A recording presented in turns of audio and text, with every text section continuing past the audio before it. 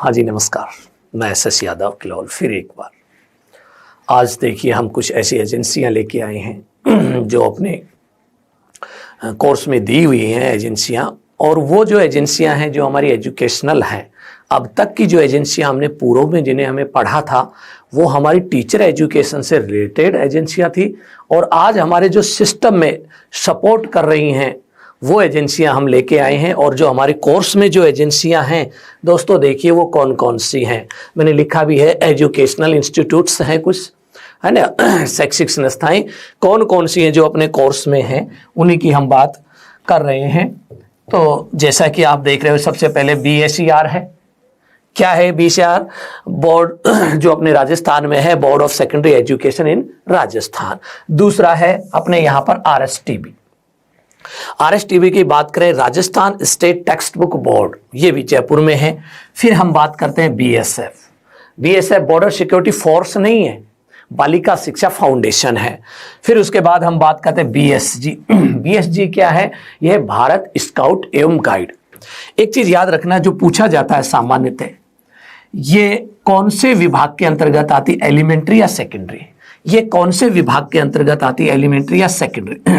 तो ध्यान रखना आपने इसके अंदर, ये जो दी हुई है सेकेंडरी एजुकेशन, ये दी हुई है एलिमेंट्री एजुकेशन, और ये जो दी है सेकेंडरी एजुकेशन, और ये जो दिया हुआ है सेकेंडरी एजुकेशन। तो ये ध्यान रखना आपने इसके अंदर, सेकेंडरी एजुकेशन, एलिमेंट्री एजुकेशन और सेकेंडरी एजुकेशन, ठीक है ना। अब ये जो संस्थाएं हैं जो आप चारों देख रहे हो, दूसरा सवाल ये पूछा जाता है कि ये जो संस्थाएं हैं ये गवर्नमेंट की हैं, जिन्हें हम कहते हैं राजकीय, या ऑटोनमस बॉडी है, स्वायत्त शासी हैं। तो ये भी ध्यान रखना कि ये सारी की सारी कैसी है, ऑटोनमस बॉडी है, स्वायत्त। कैसी है ये? स्वायत्त। इसकी भी बात करें तो ये कैसी है? स्वायत्त, ठीक है ना। इसकी भी बात करें तो ये कैसी है? स्वायत्त। और इसकी भी बात करें तो ये कैसी है? स्वायत्त है, ठीक है ना। तो इस तरह से हम देख रहे हैं अपने यहां पर कुछ अपने कोर्स में है 4, और चारों को क्रम से पढ़ते हैं। सबसे पहले एक छोटा सा पार्ट पढ़ लेते हैं RSTB को आज और बात करते हैं RSTB। तो सबसे पहले मैंने आपको एक लोगो दिखाया है RSTB, राजस्थान राज्य पाठ्य पुस्तक मंडल, जो इस लोगो में भी लिखा हुआ राजस्थान राज्य पाठ्य पुस्तक मंडल, ठीक है ना। उसके बाद यदि हम बात करें इंग्लिश में भी इसका नाम देखिए, Rajasthan state text book board, ठीक है ना। पहचान देखिए, ऑटोनोमस बॉडी की क्या होगी? ये होगी, बोर्ड होगा, मंडल होगा या परिषद होगा। ये लगा हो तो समझ जाना ये गवर्नमेंट की नहीं है, कैसी है? ऑटोनोमस बॉडी है, स्वायत्त शासी, ठीक है। अब एक छोटा सा क्वेश्चन आता है यहां पर, भाई ये जो RSTB है इसकी आवश्यकता क्यों पड़ी? क्या जरूरत थी हमें इसकी? आपके मन में एक क्वेश्चन होगा, पाठ्य पुस्तकों का क्या करना, मुद्रण और वितरण करने के लिए, किताबें छापने के लिए जरूरत पड़ी, लेकिन कुछ ना कुछ कमियां रही होंगी। आवश्यकता किसे कहते हैं? आवश्यकता का मतलब होता है किसी चीज की कमी महसूस करना ही क्या है? आवश्यकता। तो मैं आपको आज बता रहा हूं, देखिए इस चीज में कि इसमें जो कमी महसूस की गई थी वो क्या था? स्वतंत्रता से पूर्व, या मैं ये कह दूं इस मंडल की स्थापना से पूर्व किताबें सुलभ नहीं थी, यानी विद्यार्थियों को किताबें आसानी से उपलब्ध नहीं होती थी। दूसरी बात देखिए, उचित मूल्य नहीं था, क्योंकि सरकारी किताब होती नहीं थी, सारी किताबें कैसी थी? प्राइवेट किताबें होती थी, और इसलिए उन किताबों का मूल्य उचित नहीं था, मनमाने मूल्य रखे हुए थे किताबों के ऊपर। एक तो सुलभता नहीं थी, दूसरा मनमाने मूल्य रखे हुए थे, तीसरी बात करें उन किताबों में लेखक के अकॉर्डिंग चलती थी सब। किसके अकॉर्डिंग चलती थी? लेखक। किसका अभाव था? एक रूपता का अभाव था, है ना। आप समझ गए होंगे, सुलभता नहीं थी, उचित मूल्य नहीं थे, एक रूपता का अभाव था। और कुछ विद्वानों ने यह कहा कि जो हमारे लेखक थे उनको भी उचित मूल्य नहीं मिलता था, पब्लिकेशन वाले ही खा जाया करते थे, इसलिए लेखकों के साथ भी क्या नहीं था? न्याय नहीं था। ऐसे कुछ कारण रहे जिसके कारण हमें किसकी आवश्यकता महसूस की गई, आरएसटीबी की, राजस्थान के अंदर एक बोर्ड की स्थापना करने की, या हम कह दें पाठ्य पुस्तक मंडल की एक आवश्यकता महसूस की गई। और पहली बार इस पर जो विचार किया गया था वो 1956 से पहले कोई सरकारी किताब नहीं थी, कोई प्रेस नहीं थी जो हमारी किताबें छापती हो। तो याद रखना हमारी कहानी की शुरुआत कब से होती है, 1956। हुआ क्या था कि 1956 के अंदर, याद रखना, राजस्थान सरकार द्वारा पाठ्य पुस्तकों का राष्ट्रीयकरण कर दिया गया, यानी राष्ट्र को क्या कर दी गई, समर्पित कर दी गई। और समर्पित क्यों की गई, क्योंकि पाठ्य पुस्तक राष्ट्रीयकरण नीति लागू हुई। पाठ्य पुस्तक राष्ट्रीयकरण नीति, पाठ्य पुस्तक राष्ट्रीयकरण नीति लागू। याद रखना इसको भाई। राजस्थान में पाठ्य पुस्तकों का राष्ट्रीयकरण कब किया गया, 1956 में, क्योंकि उस समय क्या लागू कर दी थी, नीति। और इस नीति को लागू करने के लिए राजस्थान के अंदर राष्ट्रीयकरण पाठ्य पुस्तक मंडल की स्थापना कर दी गई थी। कब कर दी थी पाठ्य पुस्तक मंडल की स्थापना, 1956 में। और उस समय जो नाम था वो देख लीजिए, राष्ट्रीयकरण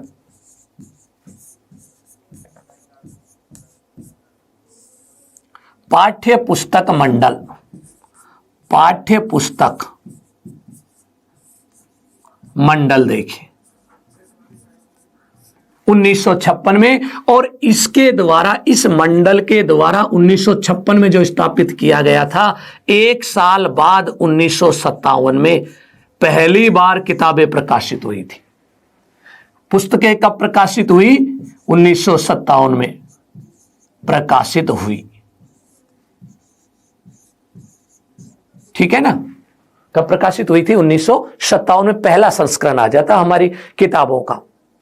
और यहां जो किताबें जो थी, ये जो राष्ट्रीयकरण किया गया था, ये भी बता देता हूं, कक्षा 1 से 8 तक, इसके आगे का राष्ट्रीयकरण नहीं किया गया था।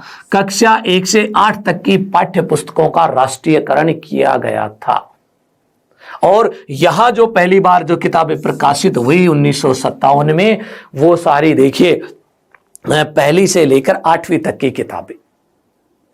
उसके बाद देखिए ये बोर्ड काम करने लगा, लेकिन बोर्ड अपने चरम पर नहीं आया, कार्य सही ढंग से नहीं कर पा रहा था।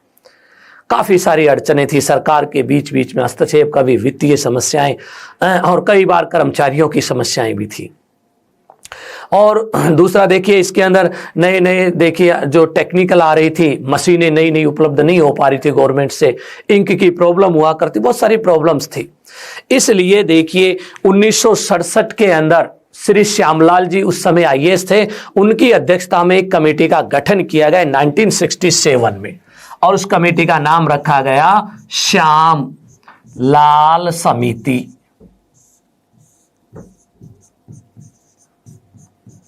किसकी अध्यक्षता में गठित की गई, श्री श्यामलाल जी जो आईएएस थे उस समय, इनकी अध्यक्षता में एक कमेटी का क्या कर दिया गया, गठन किया गया। और इस कमेटी ने अपनी रिपोर्ट दी, और इस रिपोर्ट में इन्होंने स्पष्ट कहा, ये जो बोर्ड है, ये जो मंडल है, तब तक कार्य सही ढंग से नहीं कर पाएगा जब तक इसको स्वायत्तता नहीं दी जाए, कार्य करने की छूट नहीं दी जाए, ऑटोनोमस बॉडी घोषित नहीं किया जाए। तो इसलिए इन्होंने किसकी अभिशंसा कर दी, इसको स्वायत्तता देने की।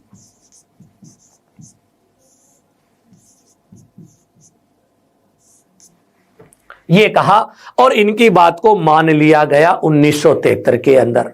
29 दिसंबर 1973 को इसको क्या प्रदान कर दी, स्वायत्तता। स्वायत्तता कब प्रदान की, 29/12/1973 को क्या प्रदान कर दी, इसको स्वायत्तता प्रदान, स्वायत्तता प्रदान कर दी गई। और जैसे ही इसको स्वायत्तता प्रदान की गई, उसी दिन किसका गठन हो जाता, आरएसटीबी का गठन। ये आया 1973 में, नाम आया था आरएसटीबी का गठन। यदि एग्जाम में पूछा जाए राजस्थान राज्य पाठ्य पुस्तक मंडल का गठन कब हुआ, ये आपके सामने, और ये तारीख रही आपके सामने। और इसने काम करना शुरू किया था 1/1/1974 से काम करना कार्य प्रारंभ कर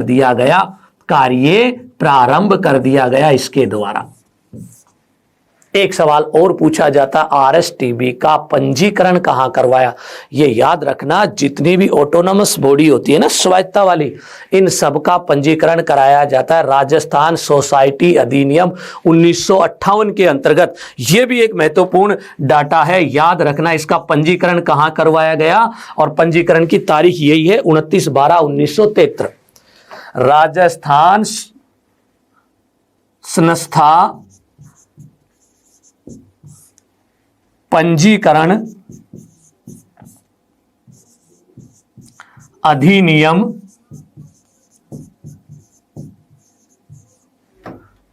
1958, बस ये तारीख याद रखना। राजस्थान जो सोसाइटी जो एक्ट है, राजस्थान संस्था पंजीकरण अधिनियम 1958 के अंतर्गत इसका क्या करवा दिया गया, पंजीकृत। तारीख थी 29 दिसंबर 1973 को। तो ये आपके सामने, और उस दिन से आज ये निरंतर कार्य कर रहा है, जिसका नाम क्या है, आरएसटीबी। तो मेरा कहने का मतलब इसके अंदर ये है कि ये जब 1956 में एक छोटा सा मंडल बनाया गया था, राष्ट्रीयकरण मंडल है ना, पाठ्य पुस्तकों का, तो ये उस समय देखिए हमारे प्रारंभिक शिक्षा विभाग का एक अंग घोषित किया गया था। इसको क्या किया गया था, शिक्षा विभाग का अंग घोषित किया गया था उस समय। एक शाखा थी ये, कब थी ये शाखा, 1956 के अंदर। ठीक है, 67 में एक समिति का गठन हुआ है, उसने कहा इसकी स्वायत्ता दे दी जाए श्यामलाल जी ने, और 73 में उसको स्वायत्ता प्रदान कर दी गई। इतनी सी 3 बातें आपको याद रखनी है। क्या कि 1956 में पाठ्य पुस्तकों का राष्ट्रीयकरण कर दिया गया राजस्थान में, और उसके बाद 1973 में पाठ्य पुस्तकों के लिए क्या कर दिया गया, एक मंडल का गठन कर दिया गया। उस मंडल का नाम क्या है, आरएसटीबी है, जो 1 जनवरी 1974 से निरंतर क्या कर रहा है, कार्य कर रहा है। अब हम देखते हैं इसके उद्देश्य क्या है, और उद्देश्य की यदि हम बात करते हैं तो उद्देश्य आपके सामने है। 2 ही काम है इसकी स्थापना करने का। देखिए यदि हम उद्देश्य की बात करें तो 2 उद्देश्य। उद्देश्य नंबर 1, मुद्रण करना। पहला उद्देश्य क्या था, मुद्रण करना। किसका मुद्रण करना, पाठ्य पुस्तकों का मुद्रण करना। दूसरा उद्देश्य था जो मुद्रित पाठ्य पुस्तकें हैं उनका वितरण करना।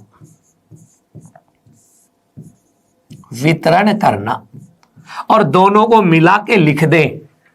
पाठ्य पुस्तकों का मुद्रण एवं वितरण करने का दायित्व किसको दिया गया था, आरएसटीबी को दिया गया था, राजस्थान राज्य पाठ्य पुस्तक मंडल।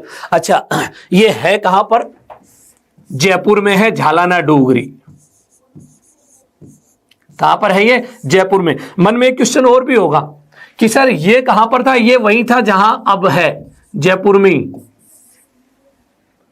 और ये भी कहां है, वही बात है, ये वहीं पर ही है जयपुर में। केवल इसको क्या प्रदान की गई थी, स्वायत्ता प्रदान की गई थी। मुद्रण करना और दूसरा काम क्या था, वितरण करना। इन 2 उद्देश्यों को ध्यान में रखकर इन्हें दिया गया। अब देखिए मैं पूरा बोल के बता देता हूं। कक्षा 1 से 8 तक की पाठ्य पुस्तकों का मुद्रण एवं वितरण करना इसका प्रमुख उद्देश्य। अब आपके लिए और महत्वपूर्ण हो जाता है कि एक सवाल, सर 9वीं से 12वीं की किताबें कौन छापता है। 9वीं से 12वीं की किताबें ये नहीं छापता था। 9वीं से 12वीं की जो किताबें जो छापने की बात आई, और उसकी हम बात करते हैं 2010, यानी 27 सितंबर 2010 को इस बोर्ड को यह काम दे दिया गया था। 27/9/2010 को इसको यह काम दे दिया कि आप कक्षा 9वीं से 12वीं तक की किताबें भी छापेंगे। कब मिला ये कार्य, 2010 को। अब आपको देखिए सामने हो गया, अब ये किताबें छापता है 1ली से लेकर 12वीं तक। एक चीज मैं क्लियर कर देता हूं, ये केवल प्रिंटिंग प्रेस है जो किताबें छापती है, ठीक है ना, उसका पाठ्यक्रम नहीं बनाती है। ये पाठ्यक्रम बनाने के लिए तो देखिए हमारी RSCERT है जो पाठ्यक्रम बनाती है, हमारा बोर्ड बनाता है पाठ्यक्रम।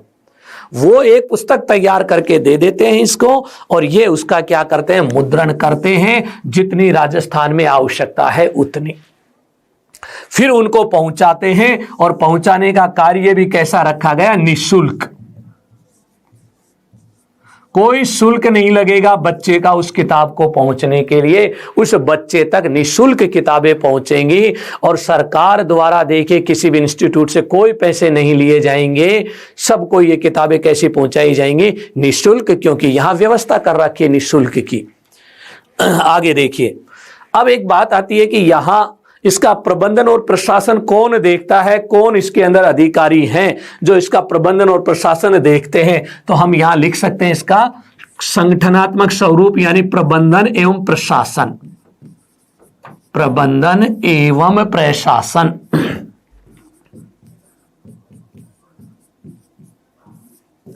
देखिए प्रबंधन और प्रशासन के लिए यहां मैंने 3 अधिकारियों के तीन वो हैं, 2 कमेटी है और एक सचिव अधिकारी को लिखा गया। इसके जो पदाधिकारी होते हैं, इसमें जो सबसे बड़ा जो रोल होता है वो होता है गवर्निंग काउंसिल का। सबसे ऊपर क्या है, गवर्निंग काउंसिल, जिसे कहा जाता है शासी परिषद।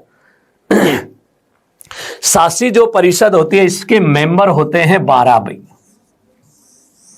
कितने सदस्य होते हैं इसके, 12 सदस्य होते हैं इसमें। वर्तमान में कितने सदस्य हैं, इनमें से एक इस गवर्निंग काउंसिल का क्या होता है, अध्यक्ष होता है। परीक्षा में पूछा जाता है इसका अध्यक्ष कौन होता है, RSTB का अध्यक्ष यहां जो है वही इसका क्या कहलाता है, अध्यक्ष। और इसका अध्यक्ष होता है शिक्षा मंत्री, शिक्षा मंत्री क्या है इसके अध्यक्ष। वर्तमान में कौन है शिक्षा मंत्री राजस्थान के, जो भी हैं, और वही अपने क्या कहलाएंगे इसके RSTB के अध्यक्ष। उसके बाद देखिए एक होता है उपाध्यक्ष, अध्यक्ष के बाद एक क्या होता है, उपाध्यक्ष। और उपाध्यक्ष जो होता है वो हमारा होता है शिक्षा सचिव। शिक्षा सचिव जो देखिए हमारे सेक्रेटरीट में बैठता है और जो हमारे शिक्षा विभाग का देखिए पूर्ण रूप से उत्तरदायी या संचालक होता है, उसी को हम कहते हैं शिक्षा सचिव, जो IAS होता है। ठीक है, अब बात आती है गवर्निंग 12 सदस्यों की जो बनाई है, इसका काम क्या है। इस गवर्निंग काउंसिल का जो काम होता है, ये जो 12 सदस्य होते हैं ये क्या करते हैं, इस बोर्ड का संचालन करने की नीतियों का निर्माण, नीतियों का निर्माण करते हैं ये, और इसीलिए इसको कहा गया है गवर्निंग काउंसिल, यानी ये प्रशासक हैं इसके। और प्रशासन चलाने वाली जो देखिए कमेटी होती है उसी को कहा जाता है गवर्निंग काउंसिल। याद रखना ये चीज, क्योंकि मैं ये बार बार आएगा ये शब्द गवर्निंग काउंसिल वाला, तो उसमें जब भी ये आए तो सीधा ध्यान रखना, शिक्षा की नीति या योजनाओं का निर्माण करना। शिक्षा की नीति कह दो, योजना कह दो, व्यूह रचनाएं कह दो, उनका निर्माण करने का कार्य इन 12 सदस्यों का। अब आती है इसके बाद जिसका नाम है एग्जीक्यूटिव देखिए काउंसिल या परिषद, और या हम इसको कई बार देखिए समिति भी कह देते हैं, कई जगह निष्पादन समिति। इस समिति के सदस्यों की संख्या होती है कितनी, 9, और इनमें से एक होता है चेयरमैन या सभापति। सभापति को अंग्रेजी में कहते हैं चेयरमैन, और इस समिति का जो चेयरमैन बनाया गया है वो किसको बनाया गया है, शिक्षा सचिव को बनाया गया है, शिक्षा सचिव। ये देखिए, उसके बाद इसमें एक सचिव भी होता है, और सचिव जो होता है वो होगा RSTB का ये वाला व्यक्ति, इसमें RSTB का। और ये किस पद का होता है, RS होता है भाई। ये कौन है, IAS है, सीनियर IAS होता है, प्रिंसिपल सेक्रेटरी ग्रेड का होता है यहां पर, जिसे हम कहते हैं शासन सचिव। वो देखिए यहां पर सभापति, और यहां सचिव जो RSTB में जिस RS पदाधिकारी की नियुक्ति की जाती है वो यहां पर क्या कहलाएगा, सचिव कहलाएगा। ठीक है, अब बात आती है कि ये क्या काम करता है। ये जो नीतियां जिसने बनाई हैं, इन नीतियों को निष्पादित करवाता है, इन नीतियों को क्रियान्वित करवाता है। क्रियान्विति, या अपनी भाषा में हम कह दें, जो ये नीतियां बनाई, इन नीतियों को क्या करता है, लागू करवाता है। और लागू करवाने का कार्य किसका है, वो कार्य होता है निष्पादन समिति। कई जगह इसको क्या लिखा रहता है, समिति भी देखिए लिखा रहता है ना, कमेटी। तो इस कमेटी का जिम्मेदारी है नीतियों को लागू करना, और इस परिषद का देखिए दायित्व है नीतियों का निर्माण करना। अब आता है देखिए इसके अंदर, ये दोनों कमेटियों के निर्णय होने के बाद जो आरएसटीबी के अंदर जो जाके बैठता है, उसका मुख्य पदाधिकारी होता है या आरएसटीबी का कार्यपालक होता है, वो होता है सचिव महोदय। आरएसटीबी का कार्यपालक, या हम कह दें आरएसटीबी की धुरी। कौन होता है इसकी धुरी, इसकी धुरी सचिव महोदय होते हैं। सचिव होता कौन है, यहां बताया था आरएस पद का होता है। किसी भी आरएस अधिकारी को यहां पर क्या बनाया जा सकता है, सेक्रेटरी बनाया जा सकता है। सरकार चाहे जिस व्यक्ति को बना देती है, और वो कहलाता है इसका कार्यपालक, इसकी धुरी। और दूसरा देखिए, इसमें जो कर्मचारी काम कर रहे हैं, उन कर्मचारियों को वेतन देने वाला भी यही होता है। और वेतन देने वाले को देखिए हम कहते हैं डीडीओ, आहरण वितरण अधिकारी। आहरण एवं वितरण अधिकारी।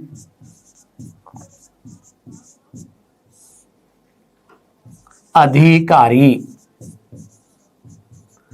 कौन होता है, ये आरएस।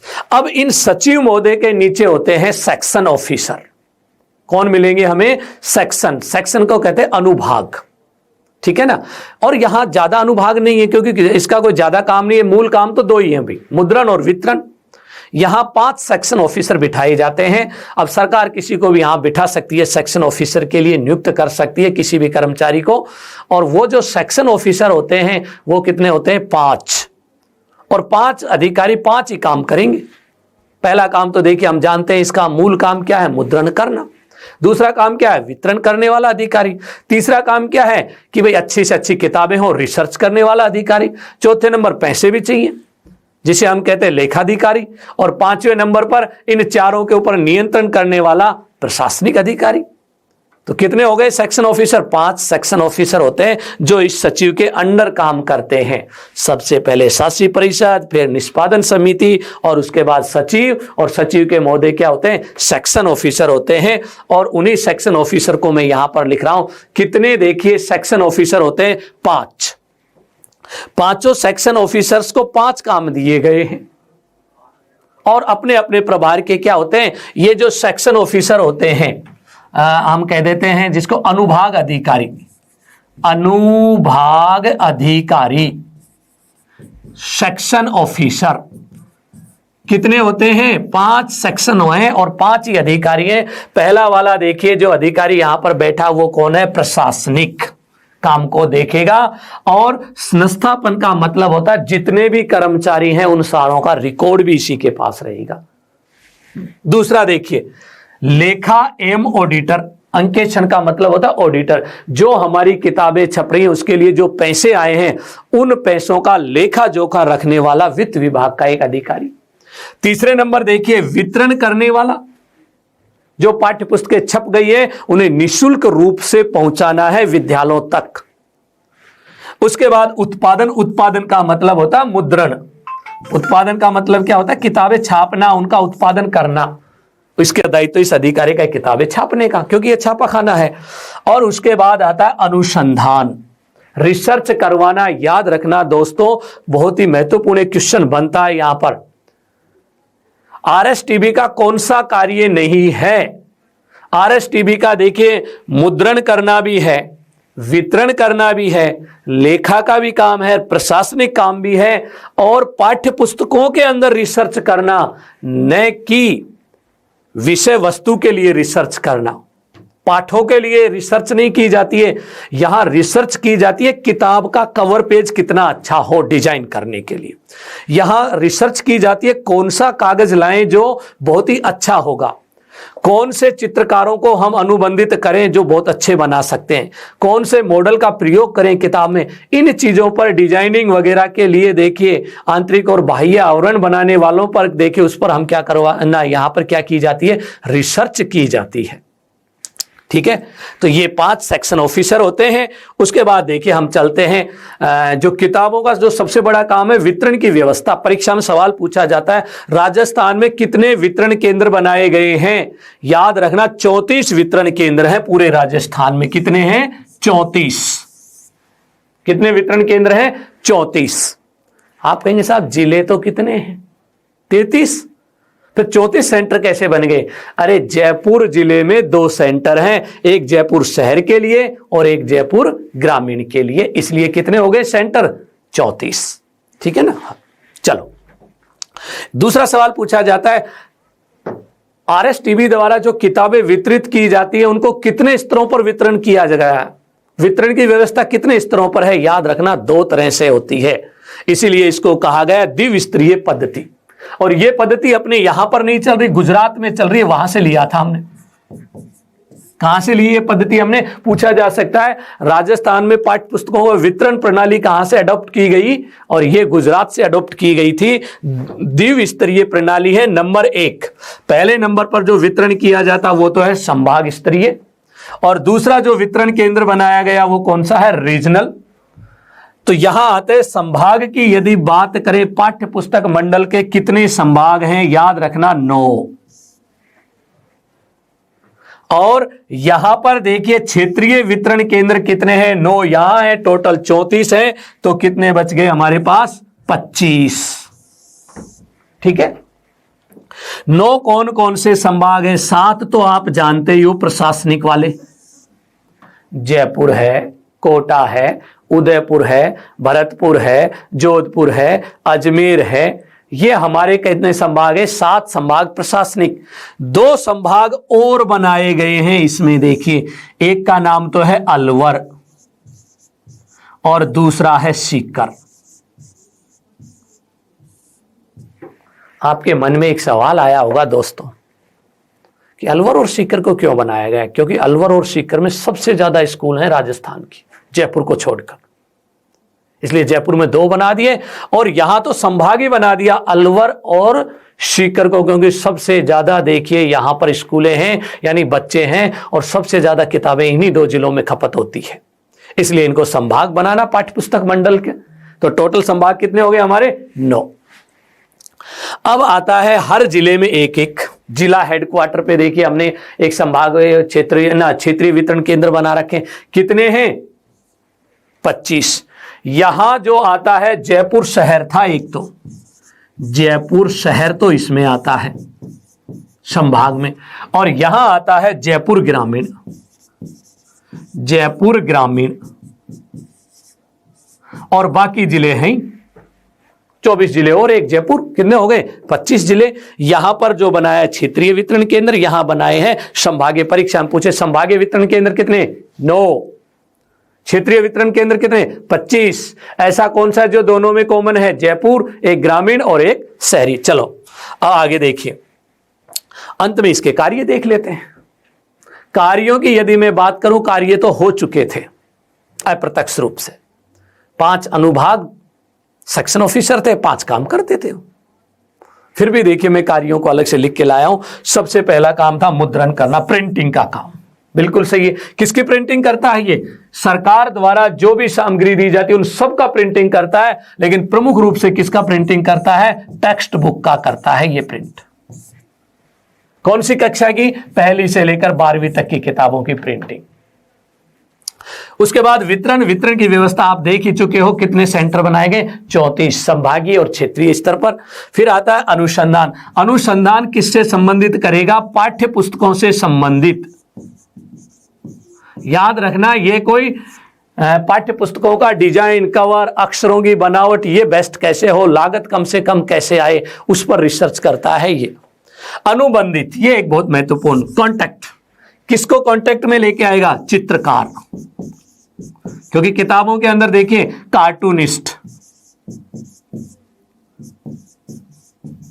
कार्टूनिस्ट को भी चाहिए हमें, जो कार्टून बना सके, हमारी किताबें अच्छे अच्छे डिजाइन कर सके, मॉडल्स बना सके किताबों के अंदर, या चित्रकार को अनुबंधित करें। उसके बाद आता है वित्तीय, भाई पैसे तो चाहिए, राज्य सरकार से पैसे दिए जाते हैं इसको किताब छापने के लिए, देखिए पैसे तो चाहिए, है ना। और फिर उसके बाद नियुक्तियां, इसमें कार्मिक, नियुक्ति का मतलब क्या है? कर्मचारी जो होते हैं उनकी भी आवश्यकता होती है। और कार्मिक देखिए यहां पर बहुत सारे डेपुटेशन पे भी आ जाते हैं, हमारे शिक्षा विभाग के कार्मिक यहां काम करते हैं जब इसमें सीटें खाली होती हैं। ठीक है, कुछ इंपॉर्टेंट विशेषताएं और ले लेते हैं हम इसके अंदर। नो प्रॉफिट नो लॉस पर कार्य करता है, नो लॉस नो प्रॉफिट, याद रखना। ये पैसे कमाने के लिए नहीं बनाया, ये सरकार द्वारा निशुल्क किताबें वितरण करने के लिए बनाया गया, इसलिए इसके मूल्य सबसे कम रखे जाते हैं, जितनी लागत आती है उतने मूल्य होते हैं इसके। इसके लिए नियमावली बनाई गई है कि ये बोर्ड कैसे कैसे काम करेगा, और वो नियमावली कब बनाई? 1 अगस्त 1997 में बोर्ड की पूरी नियमावली बता रखी है। उसमें सचिव क्या काम करेगा, सभापति क्या काम करेगा, 2 कमेटियां होंगी, सारी नियमावली परीक्षा में पूछी जा सकती है। भाई बोर्ड की नियमावली की यदि बात करें तो 1 अगस्त 1997। आप सोच रहे होंगे मैंने बोर्ड क्यों बोल दिया? मंडल हिंदी में होता है, बोर्ड अंग्रेजी में होता है। प्रारंभिक शिक्षा विभाग के अधीन कैसी संस्था है? शुरुआत में ही मैंने बता दिया, स्वायत्त शासी है, एलिमेंट्री एजुकेशन की। प्रारंभिक शिक्षा को हम ई कहते हैं दोस्तों, याद रखना। और सेकेंडरी को क्या कहते हैं? SE। और स्कूल शिक्षा को क्या कहते हैं? SCE। ये 3 शब्द चल रहे हैं। अब ये शिक्षा बंद होकर अब किस में कन्वर्ट हो गई? स्कूल एजुकेशन में। गुजरात की तर्ज पर कार्य कर रहा है, बिल्कुल सही है। चलो अब एक लास्ट में एक छोटी सी बात बताता हूं आपको। बात यह है कि यहां जो किताबें होती है ना, ऐसे नहीं मिलती कोई भी आए चले जाए।